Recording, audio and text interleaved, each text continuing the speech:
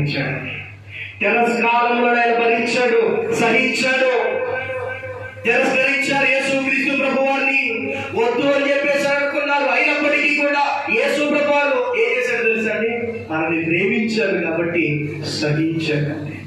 ఇంకోటి ఏంటో తెలుసా? రెండవ మాట నమ్మక ద్రోహం. ఏంటండి? నమ్మక ద్రోహం. నమ్మక ద్రోహం చేస్తా ఉంటే యేసుక్రీస్తు ప్రభువారు సహించాడు, భరించాడు.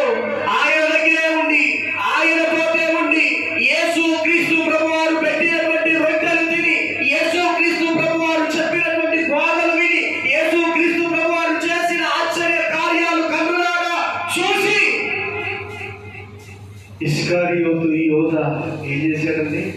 నమ్మక ద్రోహం చేశాడు. నమ్మించాడు.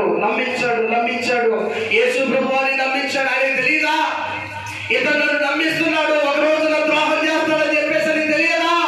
తెలిసినప్పటికీ కూడా నమ్మక ద్రోహం చేసేటువంటి యూదాను కూడా ప్రేమించినటువంటి గొప్ప ప్రేమ మన యేసుక్రీస్తు ప్రభువారి. హల్లెలూయా, హల్లెలూయా. అంత ప్రేమ, ఆ ప్రేమతో నమ్మక ద్రోహం చేయబోతూ ఉన్నటువంటి ఇస్కరియోతు యూదాను కూడా ఆయన ఏం చేశాడండి? సహించాడు, భరించాడు. ఆ ప్రేమని ఆయనలో ఉన్నటువంటి ఆ ప్రేమ. ఇంకోటి ఏంటో తెలుసా?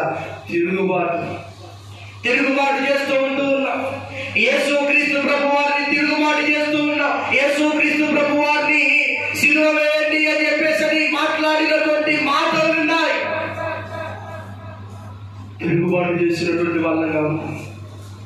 దేవుడు ఒక మాట చెప్తా ఉంటే మనం కూడా ఇప్పుడు ప్రస్తుతం చూస్తే ఒక మాట మనం చెప్తా ఉంటే మనం చేసేదేమో ఇంకొకటి. దేవుని యొక్క ఆజ్ఞను మనం పాటించకుండా మనం ఏం చేస్తున్నట్లు? తిరుగుబాటు చేస్తున్నట్లు కాదా? దేవుని యొక్క మాట వింటున్నామా? వినగలుగుతున్నామా? ఆ ప్రేమను అర్థం చేసుకోగలుగుతూ ఉన్నామా? ఆ ప్రేమలో నిలిచి ఉండగలుగుతూ ఉన్నామా? ఎంత తిరుగుబాటు చేసి ఇటువైపుగా యేసు ప్రభువారు ఉంటే మనం రావాల్సింది యేసు ప్రభువారి వైపు రావాల్సింది. యేసు ప్రభువారికి వ్యతిరేక దిశలో వెళ్తూ ఉంటూ ఉన్నాం.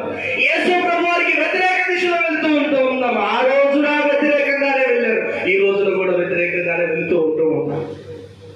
ఏది నిజంగా మనం ప్రేమించామా యేసుని?